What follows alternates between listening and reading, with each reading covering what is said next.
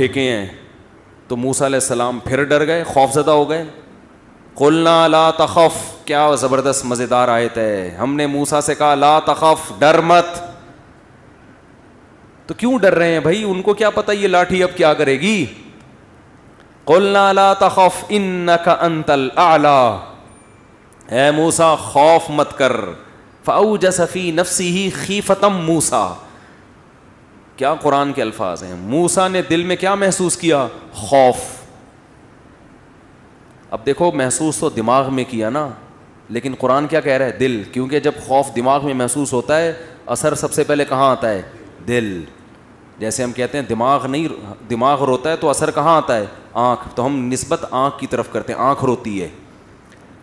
ہنستا بھی دماغ ہے, لیکن ہم کہتے ہیں دانت ہنستے ہیں. ہنستا اصل میں کون ہے, یہی وجہ ہے کہ دماغ نہ ہو تو شکر کرو ہے بس دماغ. تو موسیٰ علیہ السلام کو اللہ نے کہا لا تخف انک انت الاعلی, موسیٰ خوف مت کر, تو ہی غالب رہے گا. والق ما فی یمینک, تیرے دائیں ہاتھ میں جو لاٹھی ہے اسے زمین پہ پھینک دے. تلقف ما صنعوا, یہ اژدہا بن کے سارے سانپوں کو کھا جائے گی. صاف پتہ چل رہا ہے کہ موسیٰ لاٹھی کو سانپ بنانے کا اختیار نہیں رکھتے تھے. جب سمندر کے 2 ٹکڑے کیے حضرت موسیٰ نے تو حضرت موسیٰ تو پریشان ہو گئے. بنی اسرائیل نے کہا انا لمدرکون, اے موسیٰ مروا دیا, پیچھے فرعون آ رہا ہے, آگے کیا ہے, پانی, بھاگنے کا راستہ تو ہے نہیں. حضرت موسیٰ نے فرمایا میرے ساتھ کون ہے, رب ہے. مجھے نہیں پتا وہ کیا کرے گا لیکن مدد کرے گا. پھر اللہ کہتے ہیں ہم نے کہا اضرب بعصاک البحر, اے موسیٰ سمندر پہ کیا مار, لاٹھی. بس تو مار خالی, اور مارا ہے اور وہ سمندر 2 ٹکڑوں میں, دریا 2 ٹکڑوں میں تقسیم ہو گیا.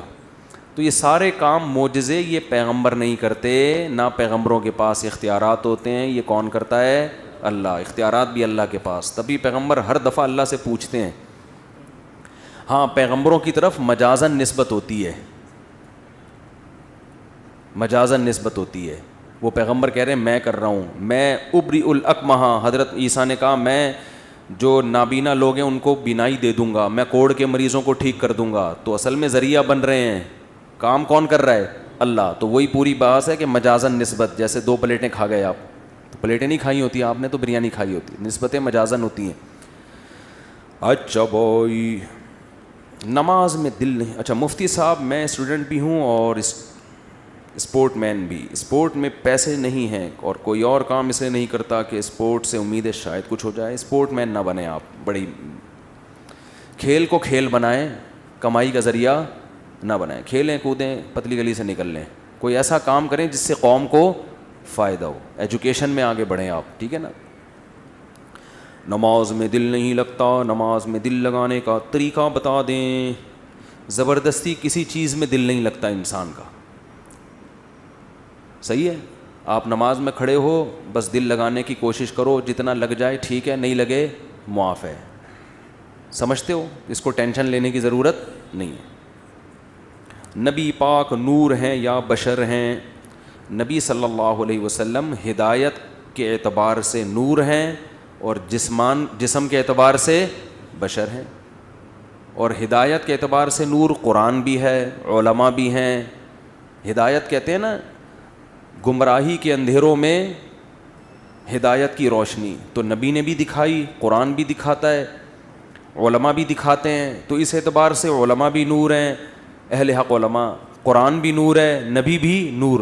ہاں نبی زیادہ ہدایت کا ذریعہ بنتے ہیں, اس لیے آپ زیادہ بڑا نور ہیں. علماء بہرحال نبی جیسے نہیں ہو سکتے, تو وہ کم درجے کے نور ہیں. تو ہر وہ کتاب جو آپ کو صحیح گائیڈ کر رہی ہو وہ چراغ کی طرح ایک نور ہے, روشنی ہے. سمجھتے ہو. لیکن آپ صلی اللہ علیہ وسلم اپنی ہیئت کے لحاظ سے, جسمانی ساخت کے لحاظ سے, حقیقت اور ماہیت کے لحاظ سے انسان ہیں. قرآن جگہ جگہ کہتا ہے انما انا بشر مثلکم, اے نبی ان سے کہہ دو میں تمہاری طرح کا انسان. روٹی کھاتے تھے, نکاح کرتے تھے, آپ کے اولاد ہوئی, بیٹا بھی بیٹیاں بھی, آپ بھی حضرت فاطمہ نے آپ کو جنا, آپ کے والد عبداللہ, آپ آدم کی اولاد میں بشر ہیں. پھر آپ کی جو اولاد ہوئی جن کو سید کہا جاتا ہے وہ سارے کیا ہیں؟ بشر ہیں. اگر آپ جسمانی ساخت کے اعتبار سے نور ہوتے تو آپ سے نور ہی پیدا ہوتا نا. تو آج ہو سکتا ہے یہاں مجمع میں کوئی سید ہو, بھائی جا کے لیبارٹری ٹیسٹ کرواؤ, پورا انسان نکلے گا گوشت پوشت کا بنا ہوا. کیا خیال ہے؟ تو آپ کے نانا بھی کیا تھے؟ انسان. انسان سے انسان پیدا ہوتا ہے, اسی کی جنس پیدا ہوتی ہے. جتنے آج سید گھوم رہے ہیں سارے بشر ہیں, انسان ہیں, کھاتے پیتے, نکاح کرتے, ان کی اولادیں پیدا ہوتی, بیمار ہوتے, شفا. تو آپ کے نانا بھی کیا ہیں؟ انسان تھے. اور آپ کے والد بھی عبداللہ انسان. یہ تو دو ٹوک قرآن نے بیان کیا ہے. آدم کو مٹی سے بنایا اللہ نے, اور ہمارے نبی آدم کی اولاد میں ہیں. صحیح بخاری مسلم کی حدیث ہے کہ اللہ نے آدم کی اولاد میں سب سے بہتر کو پسند منتخب کیا, یعنی نبی کو پیدا کرنے کے لیے, وہ ابراہیم. جو کس کی اولاد میں؟ آدم کی. پھر ابراہیم کی اولاد میں سب سے بہتر, پھر ان میں سب سے بہتر, پھر ان میں سب سے بہتر میں بہتر میں اللہ نے آپ کو پیدا کیا ہے. سب سے اعلیٰ اونچا خاندان. خاندان انسانوں میں ہوتے ہیں, فرشتوں میں بولو نہیں ہوتے, کیونکہ وہ تو ڈائریکٹ اللہ نے نور سے پیدا کیا ان کو. مشرکین کہا کرتے تھے یہ فرشتے کیوں نہیں ہیں, اللہ نے پیغمبر کو فرشتہ کیوں نہیں بنایا, نور سے کیوں نہیں بنایا؟ سورہ بنی اسرائیل میں اللہ نے جواب دیا, قل لو کان فی الارض ملائکۃ یمشون مطمئنین لنزلنا علیہم من السماء ملکا رسولا. زمین میں اگر نوری مخلوق رہتی تو آسمان سے ان کی ہدایت کے لیے نوری مخلوق کو نازل کیا جاتا. زمین میں خاکی مخلوق رہتی ہے, مٹی سے بنی ہوئی, تو ان کی ہدایت کے لیے لیڈر بھی کس میں آیا ہے؟ بولو, انہی کی جنس میں سے آیا ہے. تو اللہ نے آپ کو بشر بنایا ہے. بیمار بھی ہوتے تھے آپ, شفا بھی ملتی تھی, تکلیف بھی ہوتی تھی, خوشی بھی ہوتی تھی. سارے غزوہ احد میں آپ کے دانت شہید ہو گئے, تکلیف ہوئی جس سے آپ کو. تو یہ دو ٹوک اسلام کا عقیدہ ہے, اس میں دوسری رائے رکھنا جائز نہیں ہے. اگر آپ نبی کی بشریت کا انکار کر دیتے ہو, اسلام سے خارج. لوگ کہتے ہیں یہ لوگ فتوے لگا لگا کے لوگوں کو اسلام سے خارج کر رہے ہیں. دیکھو جیسے اسلام کا ایک دائرہ ہے, اسلام کا کیا ہے, جیسے اس دائرے میں خود سے کوئی داخل نہیں ہو جاتا, نکلتا بھی خود سے نہیں ہے. لیکن اگر کوئی داخل ہوگا تو ہم اس کو داخلے سے روک سکتے ہیں؟ نہیں روک سکتے. تو ایسے ہی کوئی نکل رہا ہو تو نکلنے سے بھی کوئی نکلا ہوا ہے, آپ گھسیٹ گھسیٹ کے بولو نہیں ہے اسلام میں. تو اسلام کے بیسک عقیدوں میں یہ چیز داخل ہے کہ آپ صلی اللہ علیہ وسلم بشر ہیں. بعض لوگ کہتے ہیں کہ بشر کا لبادہ اوڑھ کر آئے تھے, اصل میں نور تھے مگر بشریت کا لبادہ تھا. یہ بھی غلط ہے. آپ اصل حقیقت ماہیت کے لحاظ سے بشر تھے, نہ لبادہ نور کا اور نہ حقیقت میں نور. حقیقت میں بھی بشر, اور جیسے حقیقت میں ویسے ہی دیکھنے میں بھی. سمجھتے ہو؟ جبریل علیہ السلام فرشتے تھے جو بشر کے لبادے میں آتے تھے. نہیں آ رہی بات سمجھ میں؟ حضرت جبریل انسانی شکل میں آیا کرتے تھے نبی کے پاس, حالانکہ تھے کیا؟ نور, مگر شکل کون سی تھی؟ انسانوں والی. یہی وجہ ہے کہ آپ نے شادی نہیں کی, آپ کھانا نہیں کھاتے تھے. سمجھتے ہو؟ کیونکہ جیسے جنات بعض دفعہ انسان کی شکل میں آ جاتے ہیں تو اس سے وہ انسانوں والے کام نہیں کرتے, ہوتے کیا ہیں؟ لہذا اگر کبھی آپ کی قبرستان میں اندھیرے میں کسی سے ملاقات ہو اور وہ کہے میں جن ہوں جو انسانی شکل میں آیا ہوں, تو فری ہونے کی کوشش بولو نہیں کرنا, کہ چونکہ ایکچولی ابھی تو تم چونکہ انسان ہی ہو تو آؤ گلے ملتے ہیں. ہو سکتا ہے جب آپ اس سے گلے ملیں تو دوبارہ کسی سے گلے ملنے کے قابل نہ رہیں آپ, وہ اتنی زور سے دبائے کہ آپ پچک جائیں. کیونکہ وہ حقیقت میں کیا ہے؟ جن کا بچہ ہے. ٹھیک ہے نا, مسجدوں میں اعلان ہوتا ہے نا جن کا بچہ ہے آ کے لے جائیں. ایک آدمی کا جن کا بچہ مسجد میں کیا کر رہا ہے بھائی؟ پیلی رنگ کی نیکر ہے اور سفید کلر کا بنیان پہنا ہوا ہے, جن کا بچہ ہے آ کے لے جائیں. ایک آدمی کیا کہہ رہے ہیں امام صاحب جن کا بچہ ہے یہاں کیا کر رہا ہے؟ تو فرشتہ جب انسانی شکل میں آتا ہے تو انسانی لوازمات اس میں پیدا نہیں ہوتے. تو ہمارے نبی تھے بھی بشر, انسان تھے, صورت بھی کون سی؟ انسانوں والی. ہاں ہدایت کا نور ہے جو میں نے بتایا. تو اس لیے یہ مبالغہ مت کرو جو اسلام کے بیسک عقیدے ہیں. اگر کوئی شخص نمازی کے آگے سے گزر جائے تو اس کی نماز ٹوٹے گی یا نہیں؟ نماز نہیں ٹوٹے گی مگر یہ عمل جائز نہیں ہے, اور نمازی کو چاہیے اس کو روکے. مفتی صاحب اسلام میں بیوی کے حقوق کیا ہیں؟ برائے مہربانی مختصر وضاحت کریں. پہلا حق یہ ہے کہ اس کو کے لیے مناسب گھر کا انتظام کرے. سمجھتے ہو؟ جس طرح کا گھر اس نے اپنے خاندان میں دیکھا ہے, آپ کی آمدن بھی دیکھی جائے گی اور اس کا خاندان بھی دیکھا جائے گا, تو اس کے حساب سے مناسب سا اس کو گھر دیا جائے, گیس بجلی کا بل دیا جائے. اگر وہ ایسے خاندان میں ہے کہ ان خاندان میں ایئر کنڈیشن کے بغیر رہنے کا رواج نہیں ہے, تو آپ کو ایئر کنڈیشن کا انتظام بھی بولتے کیوں نہیں کرنا پڑے گا, کیونکہ قرآن کہہ رہا عاشروہن بالمعروف, تو ہر ایک کا عرف دوسرے سے مختلف. اگر وہ ایسے خاندان سے تھی کہ ان کے ہاں ایئر کنڈیشن کے بغیر لڑکیاں گھروں میں گزارا نہیں کرتی تھیں, ایسے خاندان سے آئی ہے, تو گھر میں آپ کو پراپر اے سی کا انتظام بھی بولو نا کر کے دینا پڑے گا. اگر وہ ایسے خاندان سے آئی ہے کہ جس خاندان میں لڑکیاں گھروں کے کام خود نہیں کرتی بلکہ نوکر رکھے ہوئے ہوتے ہیں, بعض بڑے مالدار لوگ ہوتے ہیں ان کے ہاں لڑکیوں کا کام سوائے میک اپ اور بیوٹی پارلر کے کچھ بھی نہیں ہوتا, وہاں سارے کام کس نے سنبھالے ہوئے ہوتے ہیں؟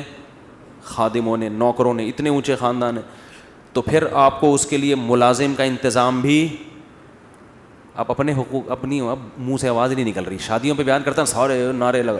میں پشاور میں تھا, ایک نے نعرہ لگایا مفتی طارق مسعود زندہ باد, دوسرے نے کہا 4 شادیاں زندہ باد. مجھے بڑی ہنسی آئی. میں نے کہا الحمدللہ ان کے دماغ میں 4 شادیاں گھول کے ہم نے پلا دی ہیں, بس یہی بہت بڑا مقصد حاصل ہو گیا. ان کو کھوپڑی میں بیٹھ گئی یہ بات. نعرے لگ رہے ہیں بھائی اب تو آپ لوگ نہ لگائیں بڑائیں مہربانی بھائی, ویڈیو نہ بنائیں, ٹھیک ہے. اچھا خیر, تو کیا تھا, تو اگر وہ ایئر کنڈیشن میں رہنے کی عادت ہے اس کو, تو آپ کو اے سی کا انتظام کر کے دینا پڑے گا. اگر نہیں عادت, ان کے گھر میں نہیں ہے, تو پھر ضروری بھی نہیں, آپ پہ بھی لازم نہیں ہے. اگر ان کے گھر میں ملازم کام کیا کرتے تھے تو آپ کو ملازم کا انتظام کر کے دینا پڑے گا. اگر ان کے گھر میں رواج یہ تھا, اتنی اونچی فیملی ہے کہ بیویاں شوہروں کے لیے کھانا بولو نہیں پکاتی, بلکہ شوہر کے لیے بھی ملازم اور بیگم کے لیے بھی باہر سے, یہ سسٹم تھا, تو پھر آپ بھی اس سے کھانا بولتے کیوں نہیں پکوا. لیکن نارملی ایسا ہوتا نہیں ہے. نارملی درمیانے درجے کے جو خاندان ہوتے ہیں اس میں یہی ہوتا ہے کہ لڑکیاں گھروں کے کام کرتی ہیں, تو اس خاندان سے آئی ہے تو اس کو آپ کی خدمت بھی کرنی پڑے گی. سمجھتے ہو کہ نہیں سمجھتے؟ تو عاشروہن بالمعروف میں کیا دیکھا جائے گا؟ عرف کو, کہ اس لڑکی کے خاندان میں عرف کیا ہے. تو اسی وجہ سے کہتے ہیں کہ جب آپ شادی کرو تو تھوڑا سا اپنی حیثیت سے کم لوگوں میں کیا کرو, تاکہ آپ پر جو حقوق کا برڈن آئے وہ آپ آسانی سے ادا کر سکو. جب رشتہ لینے کے لیے جاتے ہیں تو دکان پکوڑوں کی ہوتی ہے, باتیں وہاں بیٹھ کے کروڑوں کی کر رہے ہوتے ہیں تاکہ ہائی پروفائل رشتہ ملے. یہ نہیں پتا ہوتا کہ اس کو افورڈ کرنا غریب آدمی کا کام نہیں ہے. تو جتنی چادر ہے نا اتنی چادر دیکھ کے پاؤں پھیلاؤ. سمجھتے ہو کہ نہیں سمجھتے؟ تو خلاصہ یہ کہ اس کو گھر پرووائڈ کرنا, گیس بجلی کا بل دینا, یہ کس کی ذمہ داری ہے؟ آپ کی. اگر آپ نے اس کو الگ کمرہ دیا, پھر بھی ساس اور نند کی بے جا مداخلت ہے. ایک مداخلت بے جا نہیں ہوتی, جائز مداخلت ہوتی ہے. ایک ہے بے جا. بے جا کا کیا مطلب ہے؟ جب چاہیں دیور صاحب آ کے کمرہ کھول کے اندر جھانک لیتے ہیں, بیگم بھابھی کیا کر رہی ہے. اس کا اپنا کوئی سیپریٹ کوئی لاکر ہی نہیں ہے, اس کا کوئی اپنی چیزیں رکھنے کا انتظام ہی نہیں ہے. جب چاہیں ساس خامخواہ میں, کبھی کبھار تو ہوتا ہے لیکن ہر وقت ہی اس کو کوئی اپنی پرائیویسی نہیں ہے, تو پھر مرد پر لازم ہے کہ اس کو اپنے والدین سے الگ گھر لے کر دے. سمجھتے ہو؟ بعض خاندانوں میں ایسا رواج ہے کہ دیور صاحب جب چاہیں منہ اٹھا کے آ جاتے ہیں, وہ جس حالت میں بیٹھی ہوئی ہے اس کو شرم آتی ہے, سسر صاحب گھس آتے ہیں. بھائی جوان بیٹی بھی جب جوان ہو جائے تو باپ ایسے داخل نہیں ہوتا بیٹی کے کمرے میں, تھوڑا سا نوک کرتا ہے, اس کو سمٹنے کا موقع دیتا ہے. گھسے چلے آ رہے ہیں, وہ کس حال میں بیٹھی ہوئی ہے, نہیں جی ہمارا گھر ہے. اس قسم کی انٹرفیئرنس اگر ہو رہی ہو تو یہ عورت پہ ظلم ہے.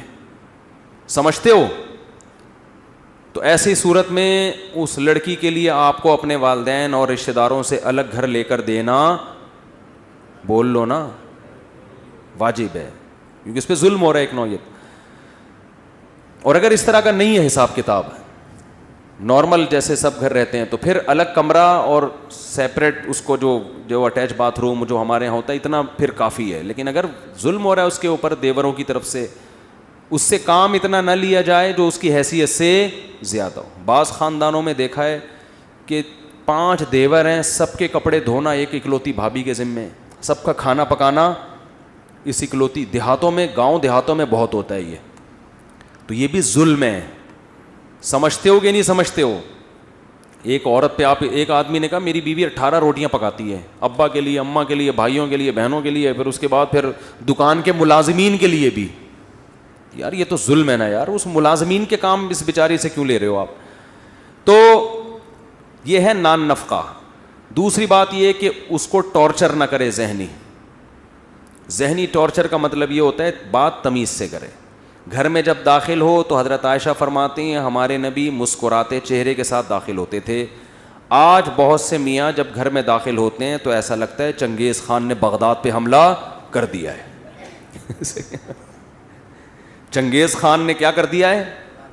بغداد پہ حملہ کر دیا, اور بغداد کی اینٹ سے اینٹ بجا دی, خلافت کا خاتمہ کر دیا اس نے. تو جب آپ گھر میں آئیں تو کیسے؟ اور عورت کی بھی ذمہ داری ہے, جب یہ میاں آ کے مسکراہٹ دیے تو آپ نے بھی آگے سے مسکراہٹ کا جواب مسکراہٹ سے دینا ہے. وہ بھی جلی اور ٹھنی بیٹھی ہوئی ہوتی ہے, یہ کوئی ٹائم ہے آنے کا؟ وہ یہیں سے پڈا شروع ہو جاتا ہے. تو محبت کا کبھی کبھار اس سے اظہار کرے. ہمارے نبی, امی عائشہ جہاں سے پانی پیا کرتی تھیں گلاس میں, برتن میں, ہمارے نبی بھی وہیں سے منہ لگا کے پانی پیتے تھے. سمجھتے ہو؟ اور تھوڑی بہت اس کی خامیوں کو مرد کیا کرے؟ برداشت. کیونکہ نبی کی صحیح حدیث ہے کہ عورت پوری سیدھی نہیں ہو سکتی, اس کی خامیوں کو برداشت کرو گے تو گھر چلے گا. برداشت کی پالیسی ختم ہو گئی تو عورت 100% صحیح نہیں ہوگی بلکہ گھر ٹوٹ جائے گا. سمجھتے ہو بات کو؟ تو کیا کرنا ہے؟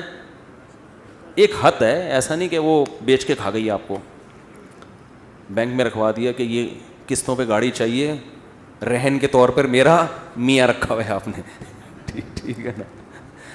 تو یہ پراپر, یعنی کبھی کبھار محبت کا اظہار کرے, اس سے تمیز سے بات کرے. گھر میں گدھوں کی طرح چیخے بولتے کیوں نہیں. ایک آخری بات میں اہم کر دوں, اگر اس میں کوئی عیب ہے طنزیہ لہجے میں اس کی اصلاح نہ کرے. یہ بہت بڑا فالٹ ہے آج کل مارکیٹ میں. مثال کے طور پر کھانا نہیں پکانا آتا تو اس کا طریقہ یہ ہے کہ تم نے کھانا بہت اچھا بنایا ہے, تھوڑا سا یوٹیوب پہ سرچ کرو اور اچھا بنا سکتی ہو. آئی بس. لیکن ہوتا کیا ہے, تمہارے ماں باپ نے کھانا پکانا نہیں سکھایا تمہیں, یہ کیا بنا کے لے آئی. اور سانسیں یہ کام ماشاء اللہ, سوائے ان سانسوں کے جو میرا بیان نہیں سن رہی, سوری, جو میرا بیان سن رہی ہیں, الٹا ہو گیا, جو سانسیں میرا بیان سن رہی ہیں ان کے علاوہ جتنی سانسیں ہیں, جب وہ بہو میں کوئی عیب بیان کرتی ہیں تو طنز کا عنصر اس میں زیادہ. مثال کے طور پر کھانا نہیں, کدو صحیح نہیں گلے, تو وہ یہ نہیں کہیں گی کہ بیٹا یہ بہت اچھا کھانا ہے, تھوڑا سا اگر ٹیمپریچر زیادہ کر لیتی یا تھوڑا ٹائم اور رکھتی تو یہ اور اچھا بن جاتا. یہ اسٹائل, وہ ساس کیسی جس کا اسٹائل یہ ہو, وہ پھر ساس نہیں ہے. اس کا اسٹائل یہ ہوتا ہے لگتا ہے تمہارے ماں باپ نے تمہیں کدو پکانا بھی نہیں, اب یہ بھی ہمیں ہی کرنا پڑے گا. وہ جل بھن کے نا اس کے دھواں نکلنا شروع ہو جاتا ہے بہو کے. یہاں سے اختلافات کا آغاز شروع. تو وہ بیچاری شریف شرفا ہوگی تو چپ رہے گی, اور اگر پڑھی لکھی ہے, کانفیڈنس ہے اس میں, تو ساس کو بھی اینٹ کا جواب پتھر سے کریں. اچھا تمہاری ماں نے سکھا دیا ہوگا, ہم تو بے وقوف ہیں, ہمیں تو کچھ بھی نہیں آتا. یہی کہے گی, ہاں تمہاری ماں نے تمہیں بہت کچھ سکھایا, ہم تو کیا ہیں, بے وقوف ہیں. یہ پھر اٹھا کے پلیٹ پھینکے گی, خود ہی پکاؤ, آئندہ میں نہیں پکا رہی, جاؤ. وہ جو مکھنچو ہے نا, جس نے میرے بیان سن کے شادی کی تھی, جب وہ شام کو گھر میں آئے گا تو کدو تو ویسے ہی نہیں گلے ہیں, وہ کھانا بھول جائے گا. پھر اماں سے پوچھے گا, ماں بتائے گی یہ اس نے مجھے بدتمیزی کی ہے, مجھے میری ماں کا تانا دیا ہے اس کو. اول ایک تو غلطی کی, کدو نہیں صحیح پکائے, گلائے نہیں, اوپر سے سوری کرنے کے بجائے کیا کر رہی ہے, پلیٹیں اٹھا کے پھینک رہی ہے. وہ غیرت میں آئے گا, میری ماں جس نے مجھے جنا, جس نے مجھے دودھ پلایا ہے, جس کے مجھ پر احسانات, اور یہ آج جمعہ 8 دن نہیں ہوئی, یہ چاہتی ہے کہ میری ماں سے بدسلوکی کرے. یہ پہلے ہی چنگیز خان بن کے آیا تھا, اب یہ ہلاکو خان کو بھی ساتھ لے کے بیوی کے کمرے پہ اٹیک کرے گا. یہ کیا پڑا ہوا ہے دیواروں کے اوپر, یہ کیا ہے, یہ تماشا بنایا ہوا ہے. وہ یہ دیکھے گی کہ ایک تو میری ساس نے پہلے طنز کیا, اوپر سے میرے شوہر کو بھی میرے خلاف ورغلا رہی ہے, تو وہ دلائل کی دنیا میں جواب نہیں دے گی, وہ اپنی ساس کی کیا ہو جائے گی, دشمن. ابھی اس نے کدو کی پلیٹ پھینکی تھی, پورا پریشر کوکر اٹھا کے شوہر کے سر پہ جا کے پھوڑ دے گی. پھر شوہر مجھ سے پوچھے گا یہ کیا ہو رہا ہے مفتی صاحب, گھریلو مسائل حل نہیں ہو رہے, تو میں اس سے کہوں گا میں نے کہا تھا کہ جب شادی کرو تو گھر میں ہیلمٹ پہن کے جاؤ.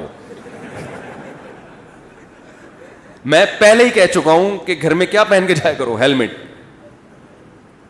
یہ تمہارا قصور ہے, تمہارا جو سر پریشر کوکر سے پھٹا ہے اس کی وجہ کیا ہے, تمہارے پاس اچھی کمپنی کا ہیلمٹ نہیں ہے. اب کسی کا باپ بھی خدا کی قسم بیٹھ کے حل نہیں کر سکتا کہ اس میں غلطی میری ماں کی تھی یا میری بیوی کی. خدا نے آج تک ایسا کوئی مخلوق پیدا, کیونکہ ادھر سے اس کی سنو گے اس کی سنو گے, آپ کو پتہ ہی نہیں چلے گا پہل کس نے کی ہے. چڑھ چڑھ پڑ پڑ ادھر سے یہ ادھر سے, پھر گالیاں مجھے دیتے ہیں کہ یار انہوں نے ترغیب دی تھی, یہ ہمارے گھر میں ہو رہا ہے. تو جب طنزیہ کلام شروع ہوتا ہے نا, طنز, تو معاشرے میں اصلاح بولو نہیں. اور ساسوں کی ہے حالت دیکھو, ان کو چاہیے ماڈرن لڑکیاں پڑھی لکھی, اور گھر کے کام ان سے ایسے کروانے ہیں جیسے گاؤں دیہات کی ان پڑھ لڑکیوں سے ہوتے ہیں. تو جب ماڈرن لڑکی لاؤ گے تو وہ شکر کرو کدو گلا دی, جتنے گلائے ہیں اتنے بھی نہیں گلاتی وہ. تو اگر یہی تھا تو آپ لے آتی کسی دیہاتی کو, اپنی بھتیجی کو, اپنی بھانجی کو, وہ جو بیچاری کہیں رہتی ہے دیہات کی اچھی بھلی خدمت گزار, اس کو لے کے آتے. تو اس لیے جب ایسا معاملہ ہو رہا ہو تو ہم کہتے ہیں بھائی بیگم کو ماں سے کیا کر دو, بولو الگ کر دو. پھر ماں سے بھی محبت سے ملو اور بیگم سے ملو, ان کا آپس میں کنیکشن نہیں ہونے دو. اماں کو تھوڑے تھوڑے دنوں میں بلایا کرو, بیگم کو بولا کرو کدو گلاؤ, میں خود چیک کروں گا گلے ہیں کہ نہیں گلے. اماں کی خدمت کرو, اماں یہاں آئیں گی, پھر اماں اپنے گھر میں, ہم اپنے گھر میں. روزانہ خود اماں سے جا کے مل لیا کرو. یہ تو حقوق ہیں.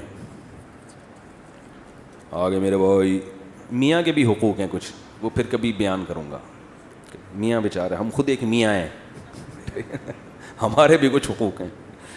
اچھا بھائی مفتی صاحب, اگر الٹے ہاتھ سے کھانا کھانے سے شیطان کے پیٹ میں جاتا ہے تو سگریٹ الٹے ہاتھ سے پینے سے کس کے پیٹ میں جائے گی, کس کے پھیپھڑوں میں جائے گی؟ شیطان اگر سگریٹ پیتا نا تو اتنا ایکٹیو نہ ہوتا. سگریٹ الٹے ہاتھ سے پیو, سیدھے ہاتھ سے, آپ ہی کے پھیپھڑوں میں جائے گی. یہ پھر وہی سوال ہے زوجہ کے حقوق, یہ بتا چکا ہوں. مفتی صاحب جب بیوی رخصتی کر کے گھر آتی ہے تو کیا حق مہر اسی دن بیوی کو دینا ہوتا ہے یا طلاق کے بعد؟ ان کا ارادہ پہلے سے پروگرام. بھائی زوجہ کو ہر وقت حق حاصل ہے کہ وہ مہر کا مطالبہ کر سکتی. وہ رخصتی سے پہلے مطالبہ کرے تو رخصتی سے پہلے دو, رخصتی کے بعد مطالبہ کرے تو رخصتی کے بعد دو. مطالبہ نہیں کرتی, پی جاؤ. ٹھیک ہے نا. قرآن نے مہر پینے کا بھی ذکر کیا ہے. فَإِن طِبْنَ لَكُمْ عَن نَفْسٍ مِّنْهُ, کیا ہے آیت؟ ہاں, فَإِن طِبْنَ لَكُمْ عَن شَيْءٍ مِّنْهُ نَفْسًا, اگر عورت دل کی خوشی سے مہر معاف کر دے, فَكُلُوهُ هَنِيئًا مَرِيئًا, قرآن کہتا ہے پھر رج کے کھاؤ. قرآن نے یہ نہیں کہا پھر کھاؤ, ہنی امری کا مطلب رج کے کھاؤ, کوئی ٹینشن نہیں ہے, آپس کا تعلق ہے بھائی, دل سے اگر معاف کر دے, اوپر اوپر سے نہیں. مفتی صاحب آپ کی شادیوں کے پر کثرت سے بیانات سن کر جلد نکاح کرنے کا سوچا ہے, مکان زیر تعمیر ہے, دعا کریں اللہ میرے حق میں بہتر کرے, آمین. دل سے دعائیں جی. مفتی صاحب توحید اور شرک پر بیان کریں, آج تو کر لیا نا شرک پر بیان, توحید پر. مفتی صاحب قیامت کے دن اللہ تعالیٰ کس طرح سے حساب لیں گے؟ بہت لمبا بیان ہے نا, تو بہت تفصیل ہے اس میں. میں جاب کرتا تھا لیکن صبح کی نماز پابندی کے ساتھ نہیں پڑھتا. دوسری جگہ اسی مل گیا. بھائی ہمت کیا کریں, اپنے اوپر کفارہ رکھیں. خلاصہ یہ کہ نماز میں نہیں اٹھا جا رہا ہے ان سے. تو جس دن فجر کی نماز گول, اس دن کا ناشتہ گول. سزا دیں اپنے آپ. مفتی صاحب میں کسی شرعی پردے دار لڑکی سے نکاح کرنا چاہتا ہوں. والدہ کہتی ہیں کہ پردے والی بھی تو خراب ہو سکتی ہے, ہماری مرضی سے کر لو, فائدے میں رہو گے. بالکل فائدے میں نہیں رہیں گے. بے پردہ لڑکی سے شادی کی تو بچیاں بھی آپ کی پردہ نہیں کریں گی, زندگی بھر نسلیں ایسے ہی ہو جائیں گی. پردے پہ کمپرومائز نہ کریں. میں پولیس ملازم ہوں. گورنمنٹ ہاؤس لون اور ایڈوانس سیلری بینک کے ذریعے دیتی ہے. گورنمنٹ ہاؤس لون اور ایڈوانس سیلری بینک کے ذریعے تو ٹھیک ہے, لے سکتے ہیں, لیکن اگر لون میں سود ہے تو پھر صحیح نہیں ہے. ہمارے معاشرے میں لوگ کہتے ہیں والدین کی خواہش یہ ہوتی ہے کہ جس اولاد کو ہم نے پال پوس کر پڑھا لکھا کر جوان کیا ہے, اب جب وہ کمانے کے قابل ہوگا تو والدین کا سہارا بنے گا, ان پر خرچ کرے گا. لیکن اسلام میں تو جلدی نکاح کی ترغیب ہے. اب اگر ہم شادی کر لیں گے تو ماں باپ کو خرچہ کیسے دیں گے؟ یہ تو ماں باپ کے ساتھ بے وفائی ہے. یہی بے وفائی آپ کے دادا کرتے تو آپ کے ابا بولو نہ بنتے. یعنی آپ کے ابا اگر یہی بے وفائی نہ کرتے دادا کے ساتھ, اور ابا دادا کو کھلاتے رہتے, تو آپ کے ابا نہ بنتے. اللہ کا بنایا ہوا نظام ہے. ماں باپ کو چاہیے اپنی اولاد کو اس نیت سے نہیں پالیں کہ یہ ہمیں کھلائے گا. اس نیت سے پالیں گے تو وہ کھلاتا بھی نہیں ہے, بچہ ہی بگڑ جاتا ہے. اس کو پالیں, یہ اللہ کی مخلوق ہے. پھر یہ اولاد کی اپنی ذمہ داری ہے کہ وہ کہے ان کے مجھ پر سب سے زیادہ احسانات ہیں تو میں ان کے احسانات کا بدلہ دنیا میں بھی دوں گا اور آخرت میں بھی دینے کی کوشش کروں گا. دے تو نہیں سکتا انسان, تو نکاح کرے. بلکہ ہم تو الٹا کہتے ہیں, اگر بچہ سمجھدار ہے تو باپ کو چاہیے اپنے خرچے پہ بیٹے کی شادی کرائے. جوان باپ ہے نا, اس نے بھی تو جلدی شادی کی تھی. جوان ہے, تم کما رہے ہو یار, گھر میں 2 روٹی زیادہ پک جائے گی, ایک آدھ بہو آ جائے گی. جتنا ابھی کھا رہا ہے 2 روٹی, بہویں آج کل ڈائٹنگ پہ ہوتی ہیں, 2 روٹی سے زیادہ کھاتی بھی نہیں ہیں.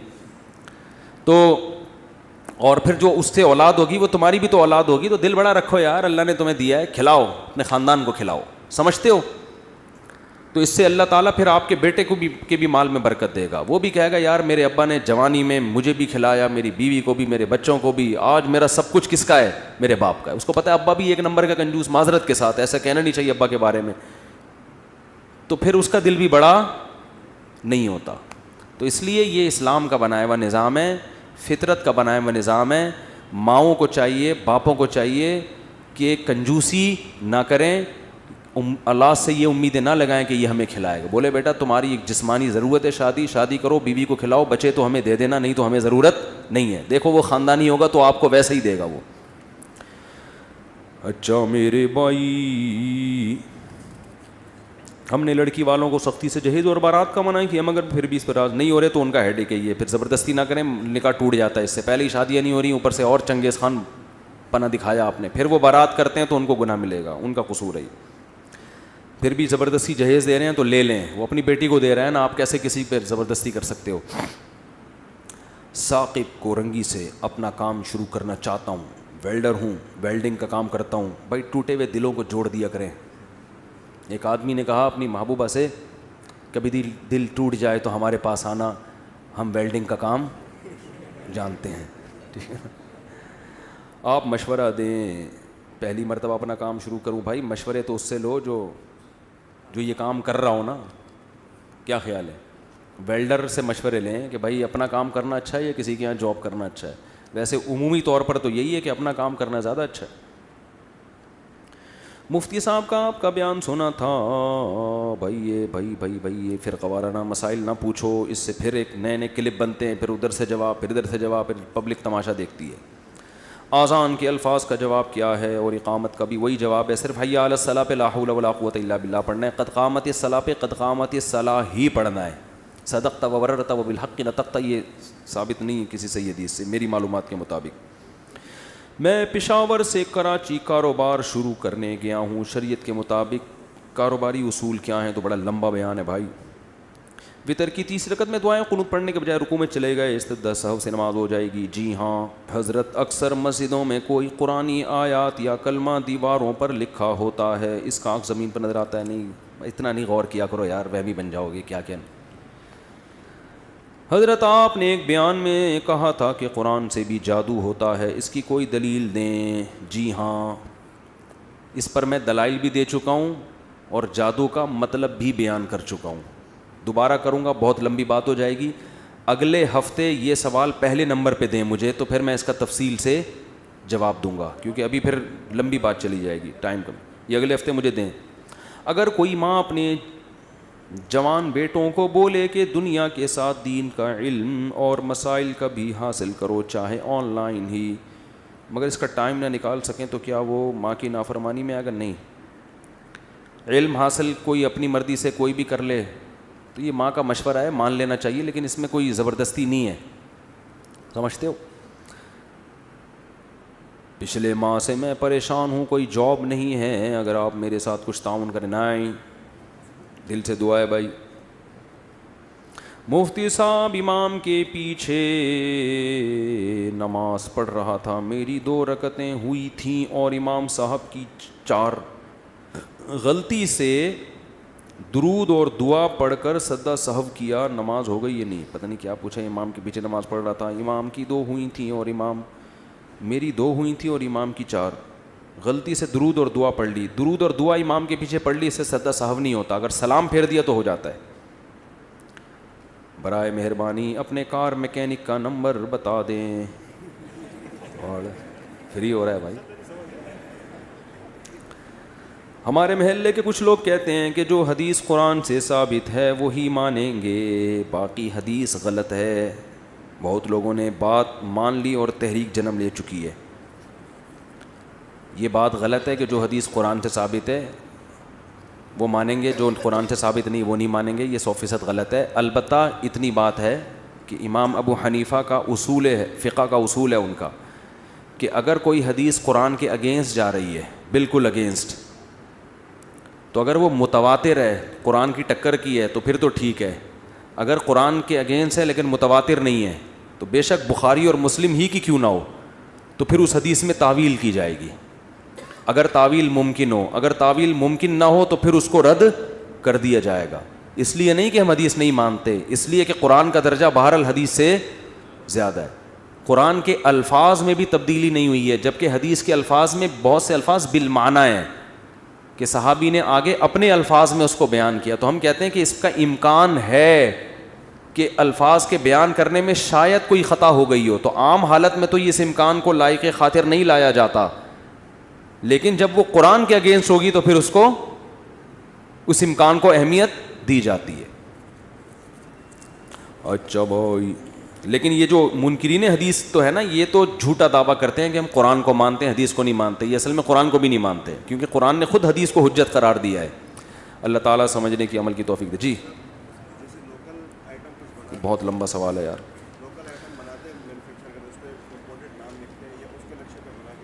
نہیں، یہ تو دھوکہ ہے نا. آپ نے بنایا خود ہے، میڈ ان جاپان لکھ دو، کہاں سے جائز ہو گیا یار؟ جو میڈ ان جاپان وہی ہوگی جو میڈ ان جاپان ہی ہو. سمجھتے ہو؟ دھوکے میں آئے گا بنانے والا بھی. بنانے والا تو دھوکے میں نہیں آئے گا، لکھنے والا دھوکے میں آئے گا نا. جزاک اللہ.